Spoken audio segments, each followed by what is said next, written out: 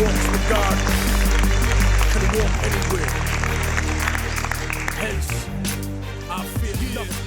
The point of guerrilla war is not. Hello everyone, my name is Felipe Andres Coronel. Everyone calls me Immortal Technique. Tech. Hey you, sign this for me. Maybe I should begin at the beginning. I was born in el Hospital Militar de Lima in South America in Peru.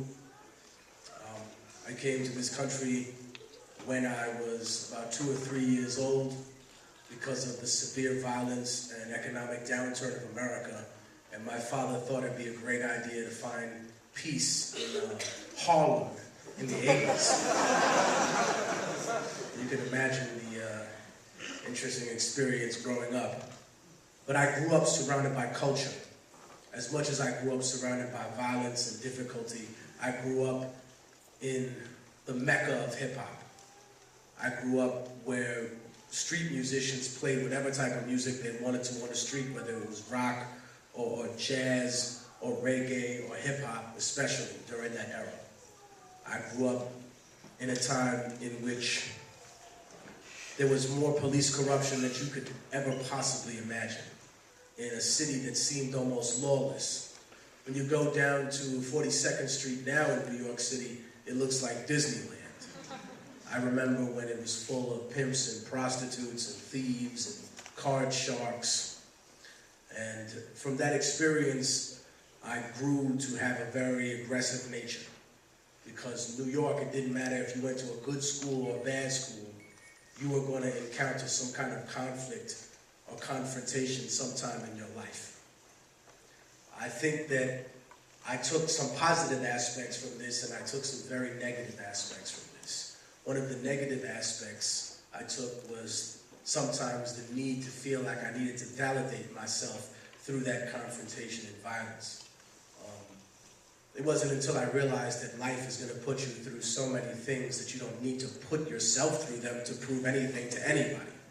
So if someone feels like they haven't gone through enough in life to feel like they can justify their position to anybody else, wait a couple of years. You'll be surprised. I graduated from high school and I attended Penn State University, although I was never part of their football program, thank God.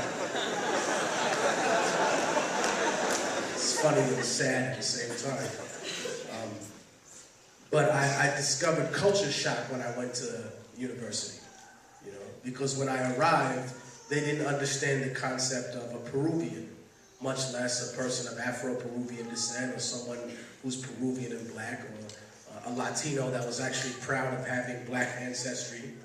They thought that they were only Puerto Ricans and Mexicans, and that was it. I saw a different type of racism, one that may have not come with a white hood and a burning cross, but definitely permeated the atmosphere of complete and cultural ignorance. I saw people that were suffering from the same conditions that we were in a ghetto in New York City, in a low-income, primarily white neighborhood in Pennsylvania. It opened my eyes to realizing a lot of class issues that superseded racial issues, and that were sometimes using racial issues to hide the class issue.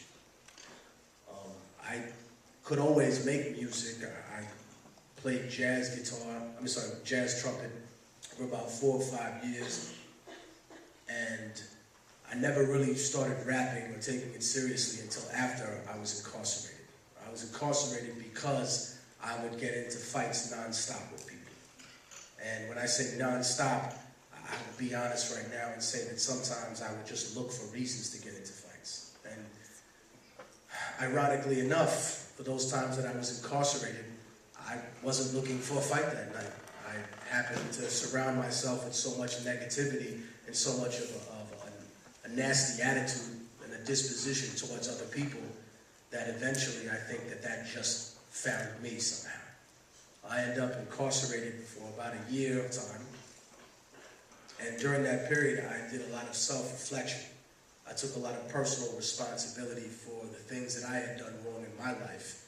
And I realized that similar to the way that the people who create the world's problems aren't going to fix them for the benefit of anybody, that I couldn't depend on looking through history books at the people that had done wrong to my people who didn't even exist anymore and expect them to fix my problems, that I had to fix them for their own. But that it was important to unwind the riddle and the mythology of America to get to the reality and the truth of what this country is founded on and to what it should represent to the people in the future. I think this is important to everybody in this room because whether you choose to accept your fate or not, whether you choose to acknowledge it or not, you are the next generation of America. You will raise the next generation of Americans. You will be the future of this country. That is not a fate that you can run away from. Similar to the Bible story of Jonah, where he hears the voice of God say, you must preach the word, and he ignores it. You can't run away from that destiny. It will find you. You can choose to accept it now at a point in your life where you're very young, and you have enough time and enough leverage in an institution like this to educate yourself to what you would like to make a difference in this country about.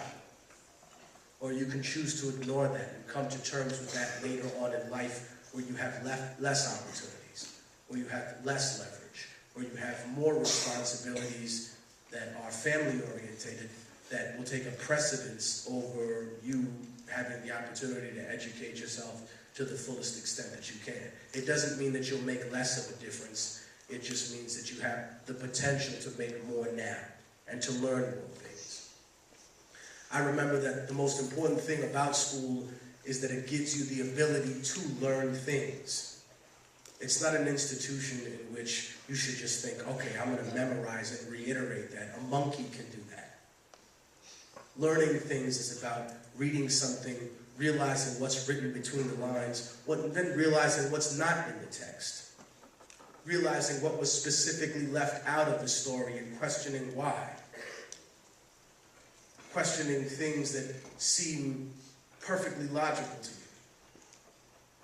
And I think at that point, you really start to learn. You start to cross-reference information. You start to dig deeper than what's just on the surface. I think from my career, when I started actually making hip-hop music, it was based on this battle style that I had acquired while I was incarcerated, and also the need and the necessity to express what was really going on in my world, in my life, and in people's lives around me. And that created the music that I make. I made the first record of mine, Revolutionary Volume 1, out of what I had written while I was incarcerated. And I found people that were willing to support me, 44 Caliber, my brother Southpaw, a group of people called Wax Poetic back in New York. And basically, I worked any job that I possibly could. And we joked about this in the meet and greet before when people said to me, oh, you know, people go to college and what's your criticism of a learning institution? And I said that there are two sides to it. There's a side of personal responsibility, and then there's a side of coming here and feeling like for the first 2 years that you're in 13th and 14th grade. Lights go out. Yeah, I guess they didn't like that one too much. But the reality is that at some point you say to yourself, you come here and you have an idea, or some of you may have a vision about what you want to do with your life. And you say, well, why am I taking these math and science courses that I took while I was in high school again? Shouldn't I be able to apply myself? And shouldn't you trust me enough now that I'm living on my own? Now that I can fight and die for my country? Now that I can buy cigarettes and give myself cancer and I have to bear that responsibility too? Can I also have the responsibility to learn whatever it is I want to learn right now because I have a focus in life? And for those of you that don't have a focus, I tell people all the time, you know, if my kid came to me and I sent him to college and I was paying $40,000 a year for him to go to school or however much it is here, and he comes, I don't know what I want to do with my life, man. Really? Okay.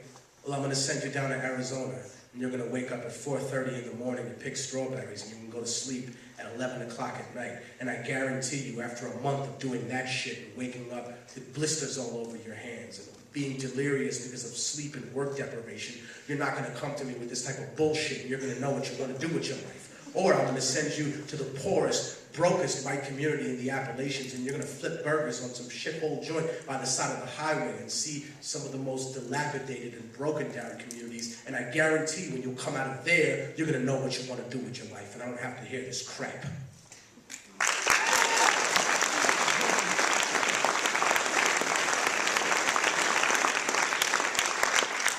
So there are several things to be said about education, about the justice system. There are issues that are wrong with it. There are things that need to be reformed. And then, of course, there are a lot of personal responsibility that we need to take as a community, that you need to take as an individual for the choices that you make in life.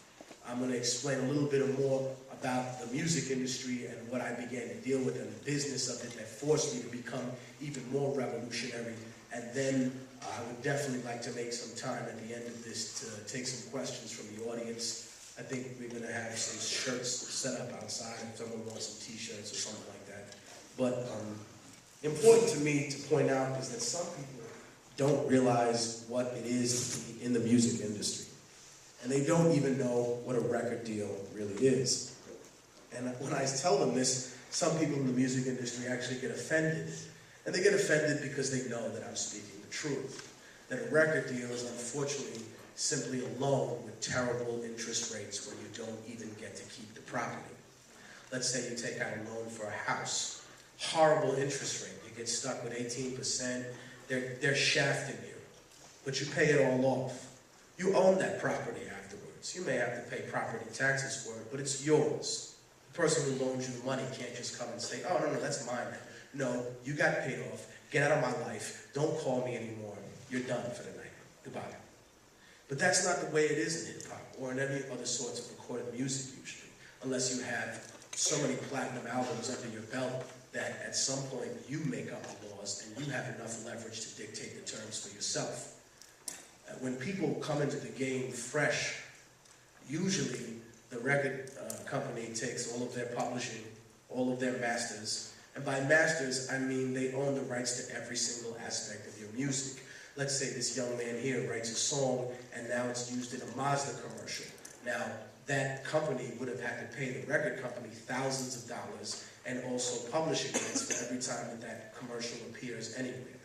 But when you don't own your masters, brother, they take your money, and they use it for whatever they want. They can even use it for something that you may not like. Let's say there's a candidate that wants to play your song. You don't agree with the politics of this individual. Be they right wing or left wing, it doesn't matter. The point is that they have the ownership to your intellectual property. And when I realized that that's how the game was set up, it kind of forced me into this mentality of thinking, well, now the only way to really have true sovereignty, true artistic freedom, is to be independent. Am I going to suffer and struggle for that? Absolutely.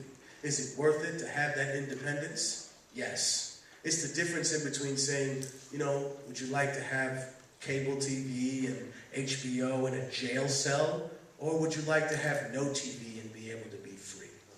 The basic, tiny, pathetic luxuries of life versus true freedom. When I step back from that, we'll get to this Volume 1 situation.